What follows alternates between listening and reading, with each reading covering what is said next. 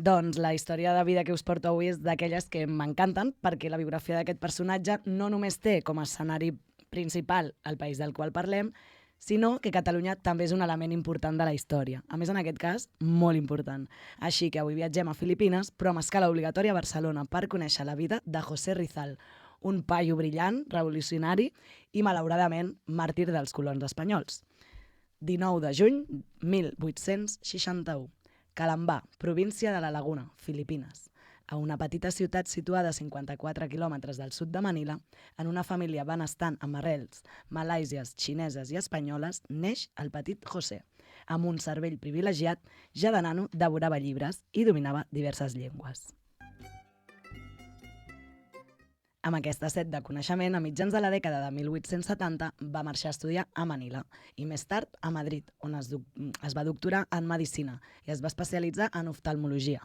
Però no només es dedicava a mirar els ulls com a oftalmòleg, també mirava els ulls per inspirar-se i escriure novel·les i conspirar contra el colonialisme espanyol, que això ja m'encanta. Ja s'arrenca. I aquí és on entra Barcelona en joc. A finals del segle XIX, Barcelona era una escola de polítics i de revolucionaris, com ara. Quan José Rizal va arribar al 1882, no va perdre el temps. Es movia pels cercles intel·lectuals i polítics on va conèixer a Pi Maragall, el segon president de la Primera República, i gran defensor del federalisme. Això va marcar profundament la vida de Rizal, que no era un independentista pur, però sí un reformista que volia convertir les Filipines en una regió autònoma dins d'Espanya, amb els mateixos drets que qualsevol altra part de la metròpoli.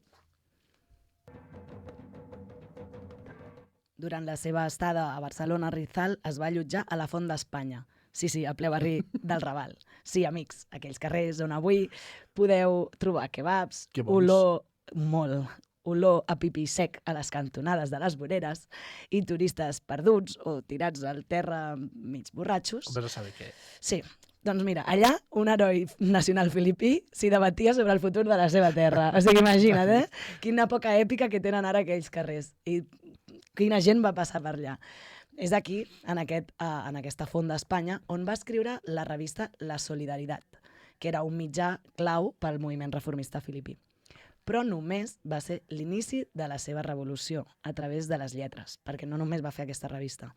També va escriure novel·les que van fer tremolar l'imperi. Mira, com els raperos avui en dia, doncs abans feien novel·les. Bona comparació. Sí, oi? És que al final, sí. Vull dir, bueno, o els còmics o els tuiteros, no? Que, bueno. Des d'Europa, Rizal va escriure Noli Me Tangere, el 1887, i El filibusterismo, el 1891. Dues novel·les que exposen sense pietat els abusos de les autoritats espanyoles i eclesiàstiques a les illes Filipines.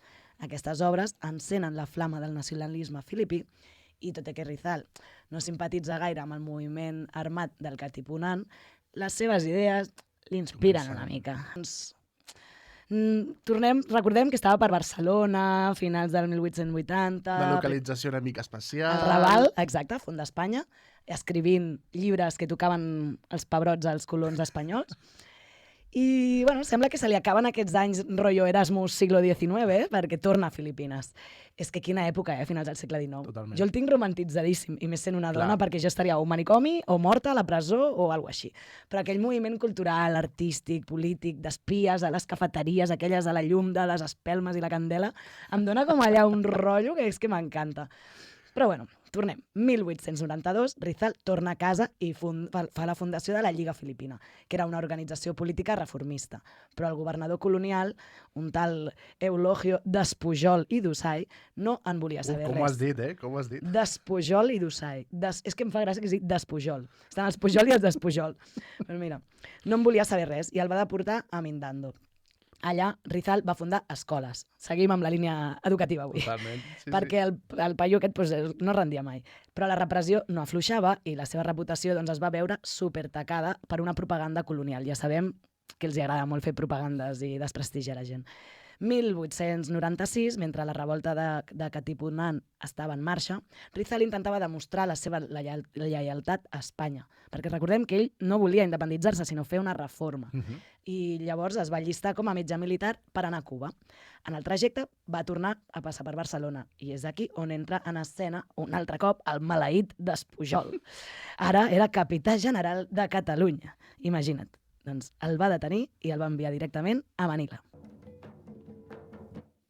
A Manila, Rizal és jutjat per rebel·lió, sedició i conspiració. Ostres, unes paraules que es van tornar a posar de moda fa relativament És que ho estàs vivint, però ho estàs vivint, És que és una cosa... És que, bueno, coses. Amb un judici doncs, que feia pudor a muntatge, com quasi tots els que parlem en aquest programa. És que també la Pola, la nostra amiga la Pola Salabarrieta, la colombiana també, la màrtir, i és que dic, tio, la vam liar tant pel món, és que quina vergonya d'història. Bueno, la van liar els espanyols, a mi que no m'hi fiquin aquí. Total, que el 30 de desembre de 1896, amb només 35 anys, és afusellat a Bagumbayan, de cara d'esquenes al pelotón, no? Perquè es veu que els traïdors doncs, els posaven d'esquenes a la resta. Coses que passen. Un final tràgic per un home que només volia educar i reformar el seu país. I no sé a vosaltres, però a mi... Ai, que m'ofego. També, sí, és que m'emociono i tot, perquè ara parlaré d'un dels meus ídols de la vida. Perquè em genera un paral·lelisme aquesta història amb Francesc Ferrer i Guàrdia.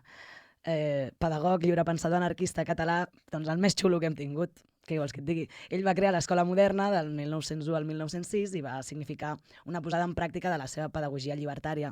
Va exposar també els seus principis pedagògics escrivint l'obra L'Escola Moderna. O sigui, el tio era un jefe per lo de pedagogia i tal, però lo de ser original amb els noms, regular. Sí. Va córrer la mateixa sort el Ferrer i Guàrdia que el José Rizal i tants lliurepensadors i revolucionaris de l'època, uns anys més tard que el nostre amic Rizal. El Ferrer i Guàrdia el van afusellar el 1909 a Montjuïc després de ser condemnat sense proves. O sigui, tornem a lo mateix. És igual que sigui a Manila, a Catalunya, però ells sense proves, a tope. Un tribunal militar, que això també els hi encanta, el van declarar culpable d'haver sigut partidari i principal instigador de la revolta coneguda com a Setmana Tràgica que aquí a Barcelona. A diferents llocs. Sí, a diferents llocs, a diferents moments històrics, però, oh, sorpresa, els mateixos colons, que xuli. Pues total, des d'aquell moment, José Rizal es converteix en un màrtir i el símbol més important del nacionalisme filipí.